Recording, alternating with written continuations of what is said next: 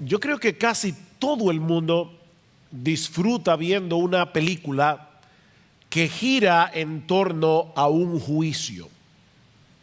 Nos encanta ver a los abogados y a la fiscalía debatir en una corte, sobre todo cuando la persona que está en el estrado está mintiendo y su falsedad queda expuesta a través de una serie de preguntas hábilmente diseñadas para llevarlo a contradecirse en su propio testimonio. Yo no sé ustedes, pero a mí me encantan esas escenas. Bueno, esto es básicamente lo que nosotros tenemos en el pasaje que vamos a estudiar en la mañana de hoy al reasumir nuestra serie de exposiciones en la carta del apóstol Pablo a los romanos. Pablo está actuando aquí como una especie de fiscal general para demostrar a los judíos a través de una serie de preguntas retóricas que ellos también necesitaban la salvación que el Evangelio ofrece. Si ustedes recuerdan, en el capítulo anterior de la carta, Romanos capítulo 1, Pablo había demostrado que los paganos estaban en problemas con la justicia de Dios porque habían desechado las evidencias que Él ha dejado de sí mismo en la creación. Aunque ellos no tengan Biblia en sus manos, el poder, la divinidad de Dios se aprecian con toda claridad a través de lo creado, dice Pablo, de manera que esos paganos que no conocen la Biblia no tienen excusa.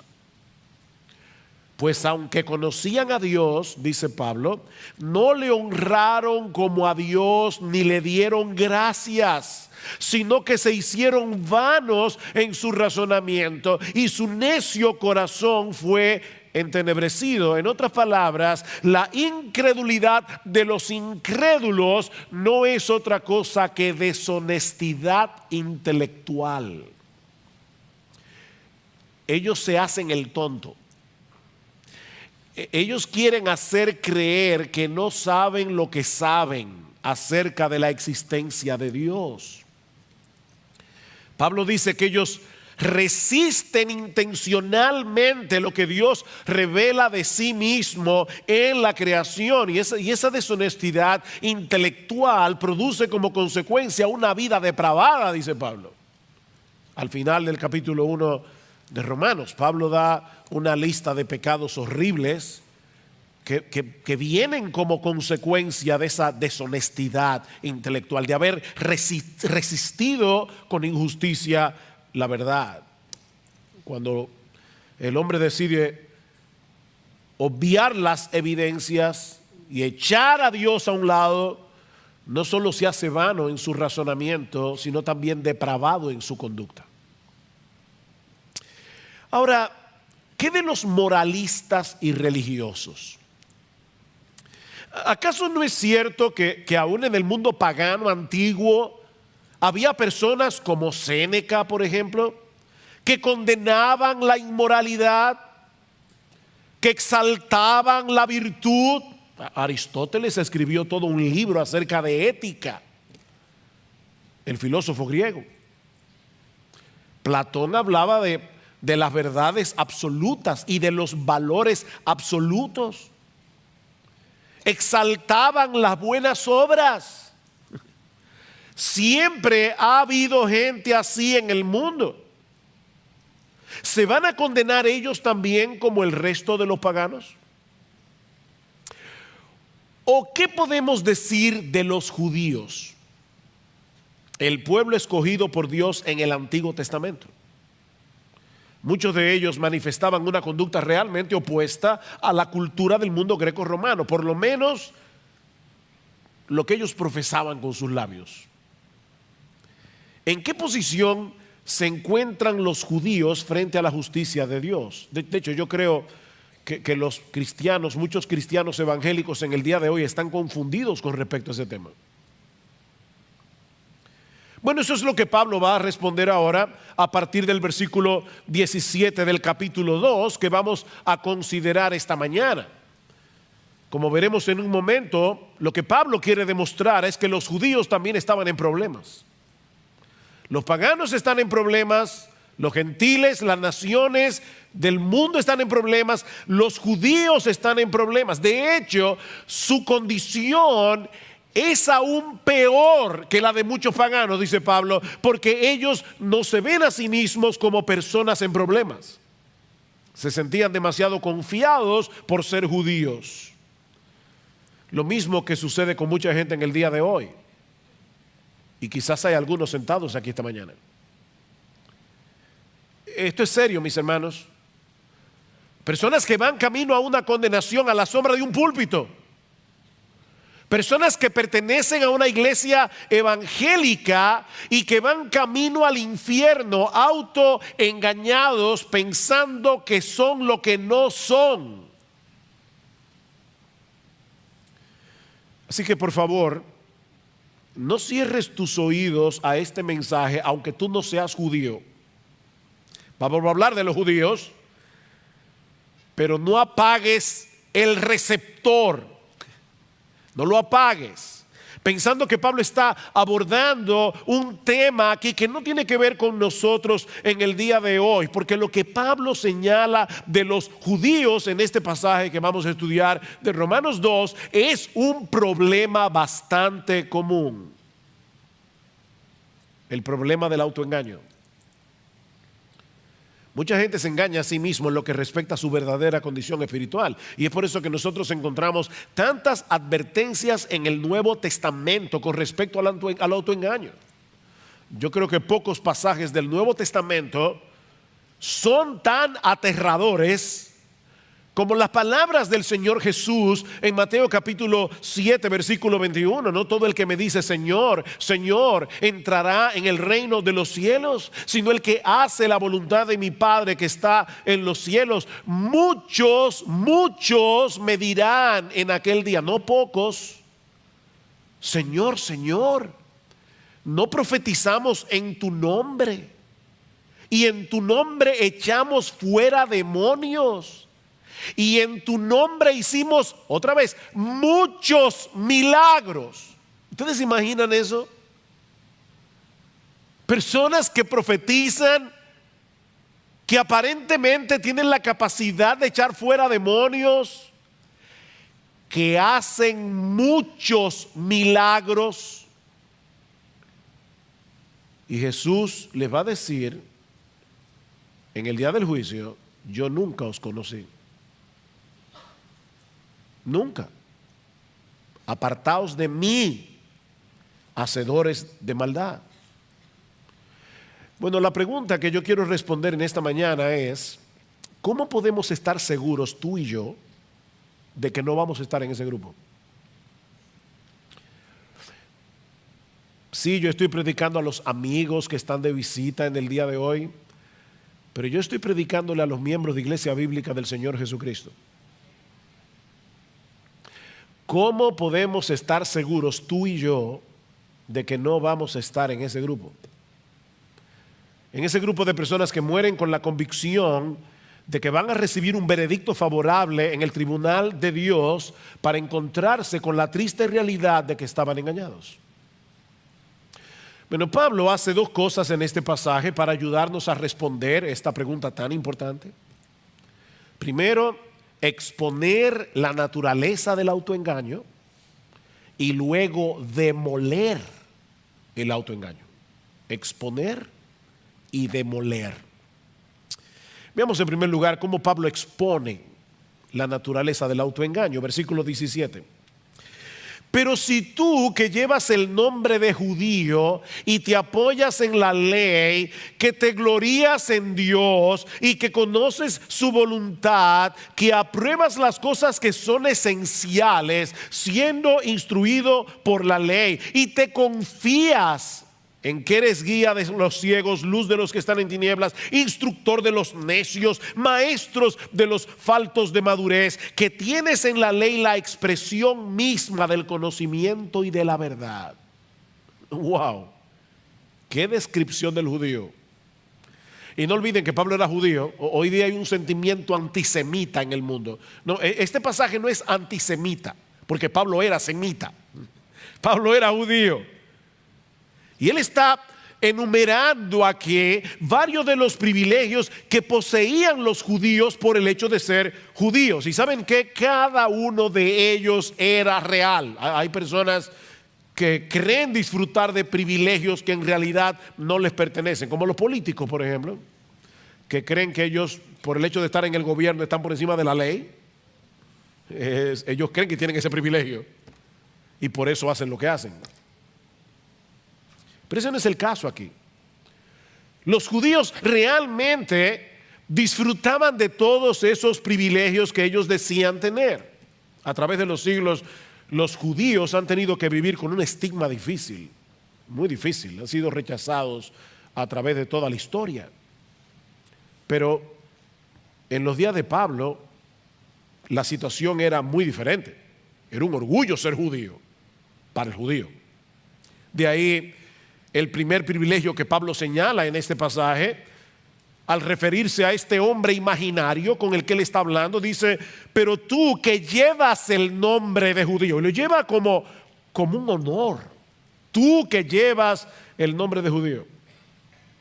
Ellos se gloriaban en el hecho de pertenecer a la nación escogida de Dios, de ser descendientes de Abraham, con el que Dios había hecho un pacto jurándole que Él sería su Dios y que ellos serían su pueblo. Tú llevas ese nombre con orgullo, dice Pablo, y te apoyas en la ley.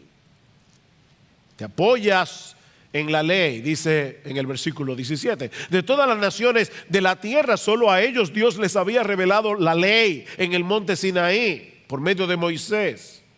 Y Pablo va a decir al inicio del capítulo 3 de Romanos que esa era una de las ventajas que tenían los judíos. A ellos se les había confiado la palabra de Dios. A ellos tenían profetas. En tercer lugar, dice Pablo, y te glorías en Dios. Y eso no es malo en sí mismo. Todo lo contrario, el profeta Jeremías dice en uno de los pasajes más conocidos de su libro, Jeremías capítulo 9, versículo 23, que el sabio no debe gloriarse en su sabiduría, ni el valiente debe gloriarse en su valentía, ni el rico debe gloriarse en sus riquezas, mas el que se gloría, y yo creo que Pablo estaba pensando en ese texto cuando escribió Romanos, el que se gloría, gloríese de esto, de que me entiende y me conoce, pues yo soy el Señor, que hago misericordia, derecho y justicia en la tierra, porque en estas cosas me complazco, declara el Señor. Gloríese en el Señor. De hecho, Pablo va a decir esto más adelante en Romanos capítulo 5, versículo 11. Pablo va a decir que los cristianos nos gloriamos en Dios. Así que no hay nada de malo en este gloriarse de los judíos. De hecho, no hay nada más sensato en la vida que gloriarse en Dios, en vez de gloriarse en uno mismo. En cuarto lugar, Pablo dice en el versículo 18, y conoces su voluntad. Conoces su voluntad. Y me llama la atención que el texto dice literalmente, conoces la voluntad, refiriéndose obviamente a la voluntad de Dios. El mundo está sumido en un mar de relativismo, pero tú conoces la voluntad del que creó el mundo. Eso es un gran privilegio que tú y yo tenemos también. Nosotros conocemos la voluntad, no una voluntad, la voluntad. Nosotros conocemos la verdad de Dios revelada en su palabra. En quinto lugar, Pablo dice, y apruebas las cosas que son esenciales siendo instruidos por la ley, o como se puede traducir también, apruebas las mejores cosas. Precisamente por tener el privilegio de ser instruido por la ley de Dios, el judío podía escoger aquellas cosas que en verdad tenían valor. Él podía ver las cosas tal cual eran en verdad. Y por todas esas razones, y en sexto lugar, Pablo dice que el judío se veía a sí mismo como alguien competente para enseñar la verdad a otros. En medio de este mundo entenebrecido, ellos eran el faro de Dios para la humanidad. Versículo 19, y te confías en que eres guía de los ciegos, luz de los que están en tinieblas, hablando de los gentiles, instructor de los necios, maestros de los faltos de madurez, tal vez para hablar de los prosélitos que se hacían judíos siendo gentiles, que tienes en la ley la expresión misma del conocimiento y de la verdad. Los judíos tenían una gran ventaja sobre las naciones gentiles que no habían recibido la luz de la revelación divina. Ellos tenían muchos privilegios. ¿Cuál era entonces su problema? Que por el mero hecho de tener esos privilegios, ellos pensaban que estaban exentos del juicio y de la ira de Dios. No. Nosotros somos el pueblo escogido. Ellos veían sus privilegios como una especie de refugio que los iba a librar del desastre cuando tuvieran que enfrentarse delante del tribunal de Dios. Recuerden, mis hermanos, porque hace ya unos domingos que detuvimos la serie de Romanos, que esta porción de la carta, en esta porción Romanos 1:18 a Romanos capítulo 3 versículo 20, Pablo está tratando de demostrar que la necesidad del evangelio es universal. Todo el mundo necesita el evangelio, no importa de qué raza, de qué nación. Es como si Pablo hubiese dejado en suspenso lo que él dice en Romanos capítulo 1 versículos 16 y 17. El evangelio, no me avergüenzo del evangelio porque es poder de Dios para salvación al judío primeramente y también al griego, porque en el evangelio la justicia de Dios se revela por fe y para fe, como está escrito, el justo por la fe vivirá. Pablo ha declarado eso en Romanos 1, 16 y 17, y ahora deja esa declaración en suspenso para volverla a tomar en Romanos capítulo 3 versículo 21. Noten que Pablo comienza ese texto diciendo: pero ahora, aparte de la ley, la justicia de Dios, recuerden, la justicia de Dios se revela en el evangelio, la justicia de Dios ha sido manifestada, atestiguada por la ley y por los profetas. ¿De qué justicia está hablando Pablo aquí? Él dice, es decir, te lo explica él mismo, la justicia de Dios por medio de la fe en Jesucristo para todos los que creen, porque no hay distinción, por cuanto todos pecaron y no alcanzaron la gloria de Dios. Romanos 1, 16 y 17, el evangelio revela la justicia de Dios. Romanos 3, 21, Pablo retoma el tema. Así que Romanos 1, 18 a Romanos capítulo 3 versículo 20 es como el jamón del sándwich, donde Pablo quiere mostrar por qué todos necesitamos ese evangelio. Judíos y gentiles. Judíos y gentiles. Todos tenemos problemas con la justicia de Dios, incluyendo a los judíos a pesar de sus privilegios. Mi amigo, déjame decirte algo, y cuando digo mi amigo, yo sé que muchas veces cuando yo uso la palabra mi amigo, los hermanos dicen, no, eso no es para mí, es para los invitados. No, mi amigo es a ti también, hermano, miembro de Iglesia Bíblica del Señor Jesucristo. Déjame decirte algo, no descanses en privilegios si los tienes, privilegios espirituales, porque ninguno de ellos te librará en el día del juicio. Nadie será salvo por haber crecido en un hogar cristiano. Nadie será salvo por haber asistido durante años a una iglesia en la que se predica fielmente la palabra de Dios. Nadie será salvo por el hecho de tener buena doctrina, porque nadie se salva por su teología. Nadie va a llegar al cielo por causa de su confesión de fe. Señor, tú sabes que yo tenía la confesión de fe de Londres de 1689. Yo creí en la sana doctrina. Olvídate de eso. Yo me bauticé en Iglesia Bíblica del Señor Jesucristo. Olvídate de eso. Olvídate de eso. Olvida tus privilegios.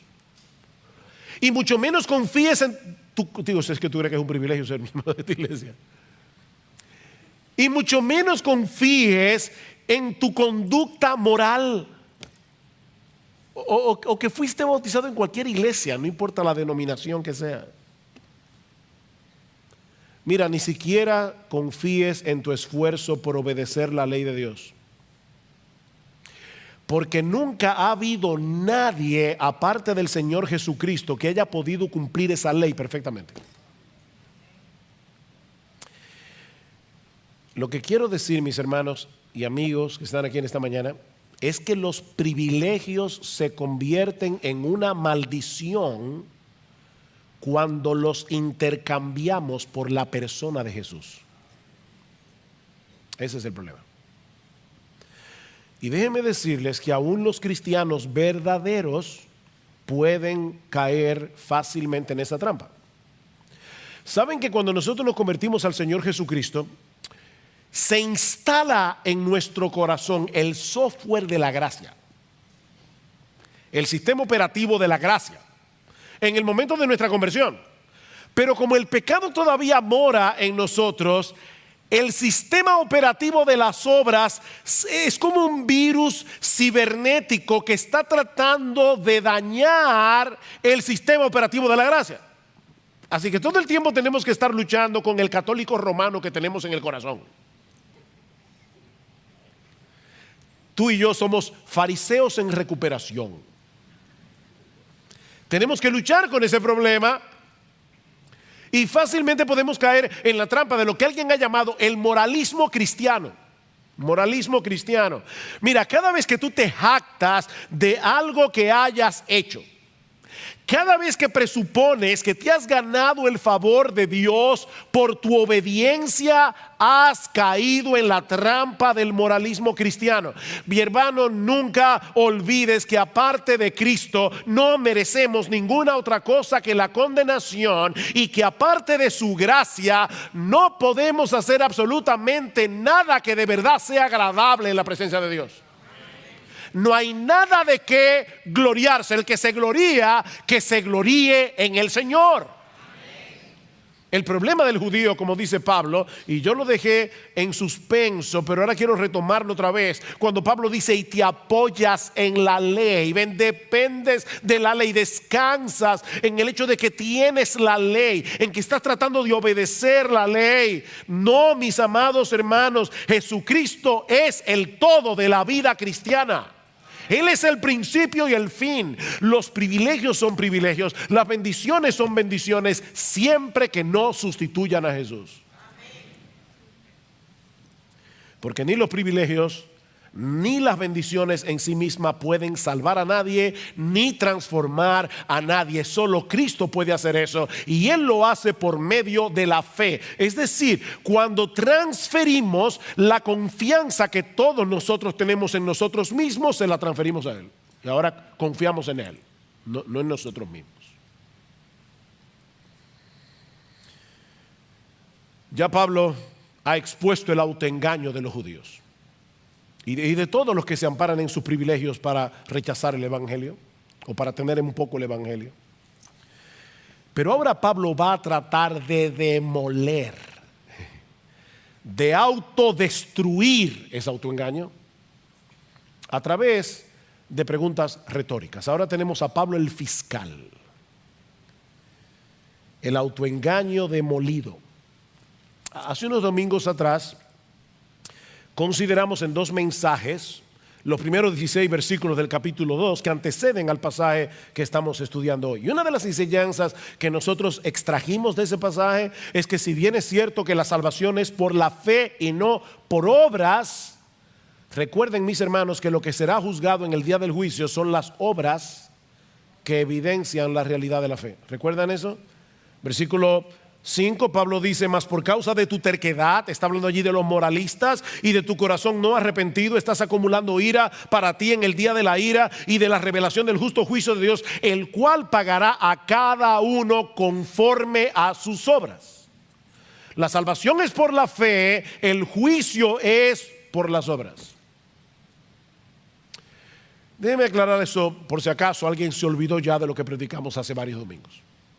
Por ejemplo, definitivamente nadie se va a salvar por obedecer los mandamientos. Eso lo sabemos todos.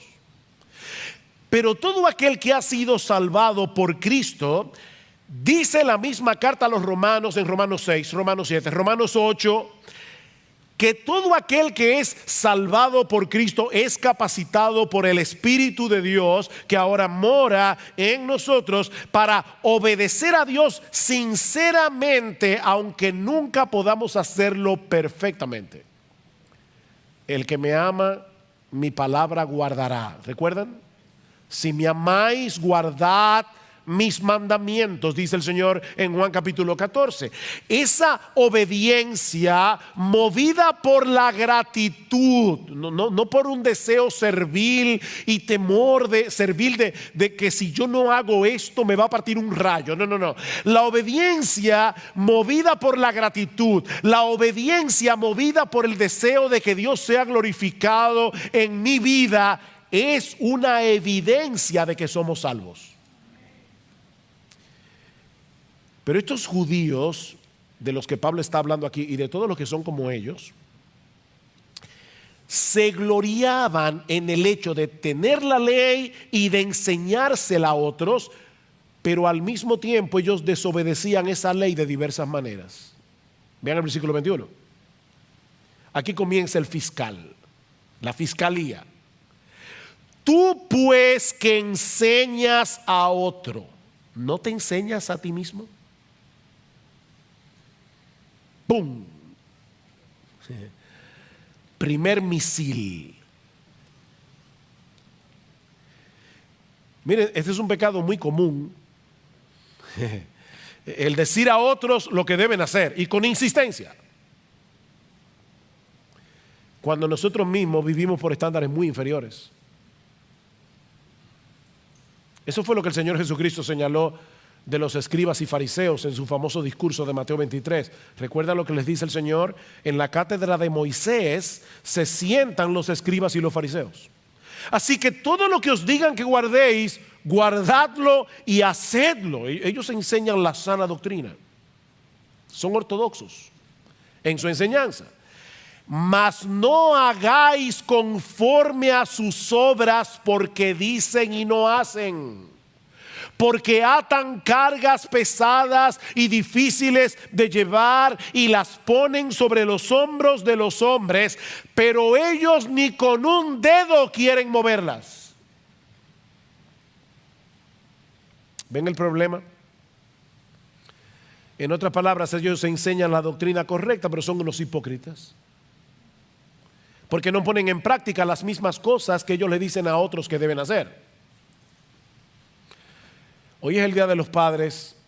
Lo siento, padres, pero déjenme decirles algo. Yo creo que los padres somos muy vulnerables a caer en ese pecado cuando instruimos a nuestros hijos. De verdad, piensa en todo lo que tú le demandas a tus hijos. Que obedezcan a la primera voz. ¿No es así? No, que me obedezcas, que me hagas caso. Sobre todo, que me honres porque soy tu papá. Y muy bien, los hijos deben aprender a obedecer, los hijos deben aprender a honrar a sus padres. Ahora yo te pregunto, y es una pregunta que me hago yo mismo también, es un autoexamen para todos. ¿Tenemos nosotros los padres esa misma diligencia para obedecer y honrar a nuestro Padre Celestial? Es muy fácil decirle a los hijos, haz esto, haz aquello. ¿Qué tan serio nosotros tomamos la lectura regular de la Biblia para aplicar en nuestras vidas las cosas que leemos en su palabra? O sea, hay dos preguntas aquí. ¿Qué tan en serio tú tomas la lectura regular de la Biblia? Porque eso es escuchar a tu padre. Tú le dices a tus hijos, tú no le dices a tus hijos, oye, que me oigas. A veces tú le estás hablando a tus hijos y ellos están con un celular. ¿Ha pasado eso? Y tú le dices, no, apaga el celular y escúchame. Yo a veces me imagino a Dios diciendo lo mismo. Que apague el celular ese y que me escuche. Y Él habla a través de su palabra. Entonces nosotros le decimos a nuestros hijos, escúchame. Y Dios te dice, sí, escúchame. que yo soy tu padre, escúchame. Y no me escuches simplemente para decir que hiciste el devocional. Escúchame para hacer lo que leíste. Escúchame. Dice Martin Lloyd-Jones, hablando de este problema: cuando lees tu Biblia día tras día, ¿te aplicas su verdad a ti mismo? ¿Qué pretendes cuando lees la Biblia? ¿Solo tener conocimiento de ella para después mostrar a los demás lo mucho que sabes y para tener argumentos para discutir? ¿O realmente quieres aplicar su verdad a ti mismo? Y ahora dice Martin Lloyd-Jones: mientras leas, háblate a ti mismo y dile a tu alma: esto es para mí. Permite que la escritura te examine. Si no lo haces, puede ser muy peligroso. Me llamó la atención esto último que dice Lloyd-Jones. En un sentido, mientras más conoces de la Biblia, más peligro corres si no te la aplicas a ti mismo. ¿Se dan cuenta que ese problema no era solo de los judíos? Antes de que intentemos aplicar la Biblia a otros, debemos comenzar con nosotros mismos. Pero estos judíos, en su hipocresía, se contentaban con tener la ley, enseñársela a los demás, aunque ellos mismos la desobedecían. Y Pablo da 3 ejemplos de esto. Versículo 21. Tú que predicas que no se debe robar, ¿robas? Usted ve, pastor, ahí sí yo me siento libre. Robar. Miren, hay que ser muy sinvergüenza para uno decir claramente que está a favor del robo. Todo el mundo pretende ser una persona honrada. Y yo creo que es una de las cosas que la gente más dice. Yo soy una persona honrada. Pero déjame decirte que hay muchas formas de robar. No declarar todos nuestros ingresos a la hora de pagar los impuestos es un robo.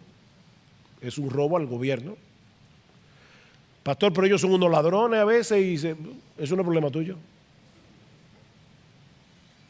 La Biblia dice: pagad a todos lo que debéis, al que honra, honra, al que impuesto, impuesto. ¿Tú robas cuando tú te coges la hora del almuerzo y la extiendes más allá de lo que debes? Le estás robando a tu empleador porque él te está pagando para que tú hagas un trabajo. Y mucho menos si te pones a ver en Facebook cuando deberías estar trabajando. Tú estás robando. Cuando tú sobrevaloras el precio de una propiedad al momento de venderla, eso es robar. Cuando tú no ofrendas lo que tú deberías ofrendar de acuerdo a tus ingresos, tú le estás robando a Dios.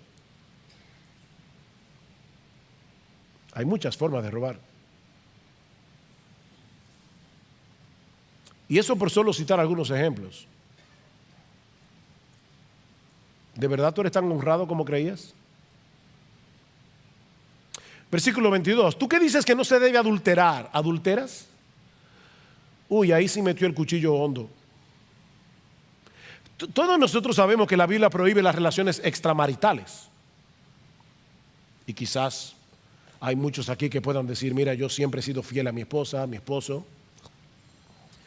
Pero una de las cosas que el Señor nos hace ver en el Sermón del Monte es que ese mandamiento también es violentado cuando nosotros miramos a una mujer que no es la nuestra con ojo de lascivia y de codicia. Mateo 5:28. Cualquiera que mira a una mujer que no es la tuya para codiciarla, ya adulteró con ella en su corazón.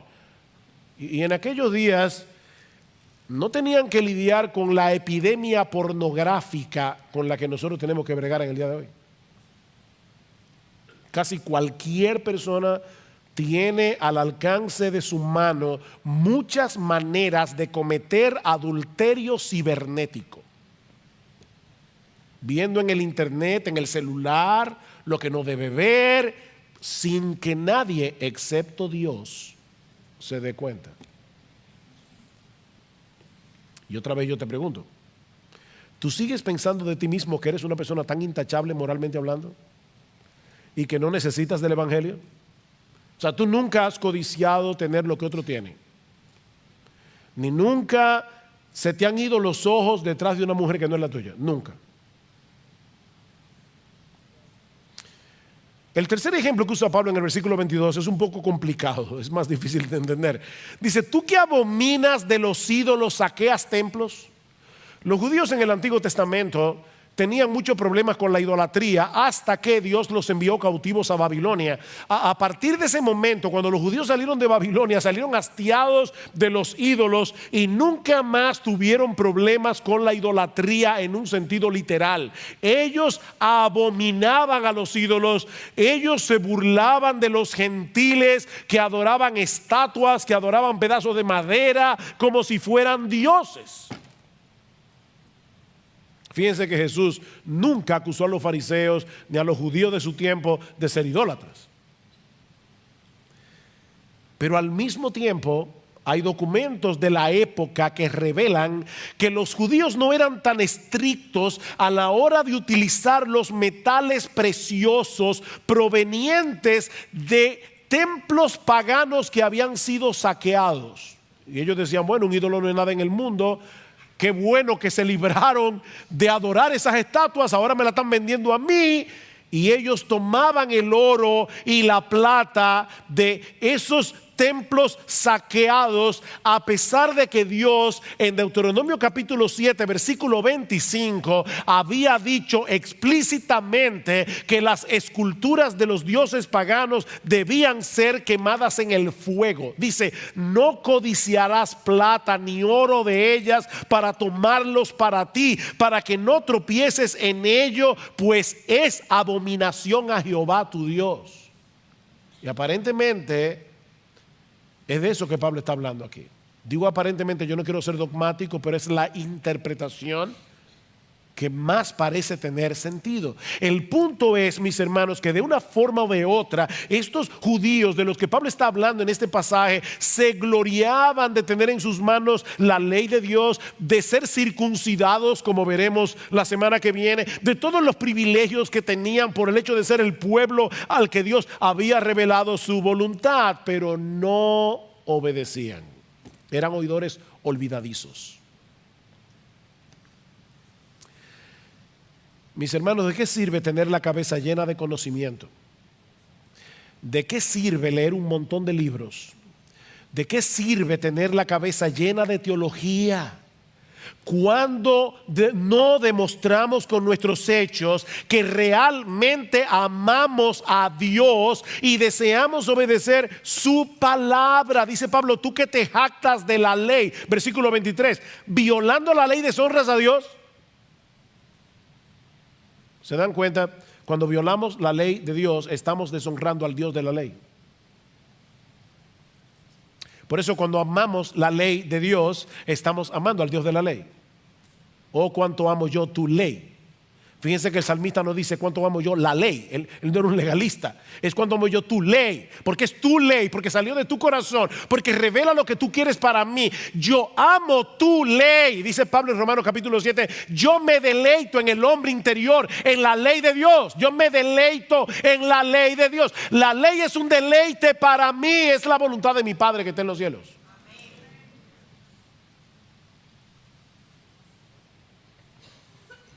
¿Y saben lo que ocurre cuando los que dicen ser el pueblo de Dios viven así? Que hacen que el mundo juzgue mal a Dios por su culpa. Dice el versículo 24: porque el nombre de Dios es blasfemado entre los gentiles por causa de vosotros, tal como está escrito. Pablo está mezclando aquí Isaías 52 capítulo 5 con Ezequiel capítulo 36 versículo 20 al 23, y está uniendo esos dos textos para mostrar probablemente que este patrón de hipocresía no era nuevo en el pueblo de Israel.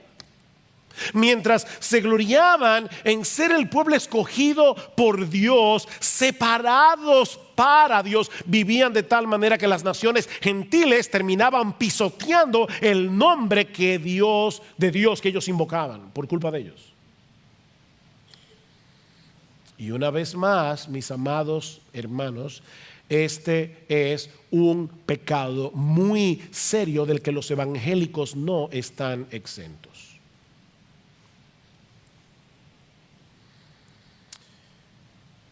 Otra vez dice Martin Lloyd Jones, no podemos culpar al mundo incrédulo cuando juzga a Cristo y al cristianismo por lo que ven en los miembros de las iglesias. Después de todo, así como piensan los incrédulos, después de todo, ¿de qué sirve un Cristo que no transforma a nadie? Porque él dice ser cristiano, yo no veo su cristianismo en su conducta, en sus decisiones, en sus valores, cómo se visten. Déjame hacerte una pregunta. ¿Qué piensan acerca de Cristo las personas que te conocen íntimamente? Las personas que están a tu alrededor. Porque nosotros decimos que Él es un gran salvador, que nos ha salvado de nuestros pecados, nos ha rescatado. Ahora, ¿es eso evidente para ellos cuando te ven a ti o cuando me ven a mí? No porque vivamos una vida perfecta, sino porque vivimos una vida coherente. No es de perfección que estamos hablando aquí, es de coherencia. Es de coherencia. Aquel que ha sido salvado del pecado al precio de la muerte de su Salvador debería demostrarlo delante de todos, tomando en serio el pecado, aun cuando peca. Porque los creyentes pecan. Y yo no sé si tú lo sabías. Pero el creyente toma el pecado en serio. Hasta cuando peca, el creyente debe ser reconocido porque es un hombre, es una mujer que vive una vida de arrepentimiento todo el tiempo y que sabe pedir perdón cuando se da cuenta de que su conducta pecaminosa ha afectado a alguien. Es una persona que se arrepiente delante de Dios y delante de los hombres. Toma el pecado en serio.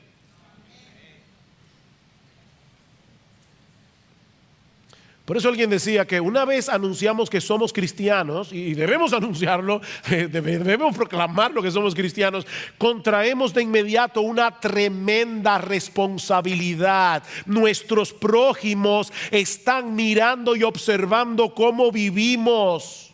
Aseveramos grandes cosas acerca de Dios, dice este autor, y con toda razón, porque Dios es grande. Pero ellos lo juzgarán a Él según lo que vean en nosotros. Ellos, el mundo incrédulo, juzgará a nuestro gran Dios por lo que vean en ti y en mí. Por eso que dice este autor, es una tremenda responsabilidad. Llevamos el nombre de Cristo.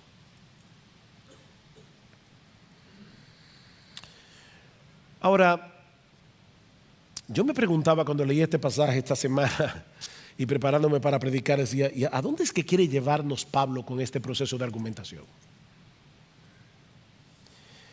Bueno, yo creo que una de las cosas a la que Pablo quiere llevarnos es a mostrarnos que los privilegios en sí mismos no nos servirán de nada cuando tengamos que presentarnos en el tribunal de Dios. De hecho, estrictamente hablando, esos privilegios que disfrutaban los judíos y que nosotros disfrutamos aún más, los colocaban en una condición más peligrosa que la de los gentiles, porque su conocimiento de la voluntad de Dios era muy superior. ¿Recuerdan las palabras de Jesús en Lucas capítulo 12, versículo 48? Él dice, a todo aquel a quien se haya dado mucho, mucho se le demandará. Y al que mucho se le haya confiado, más se le pedirá.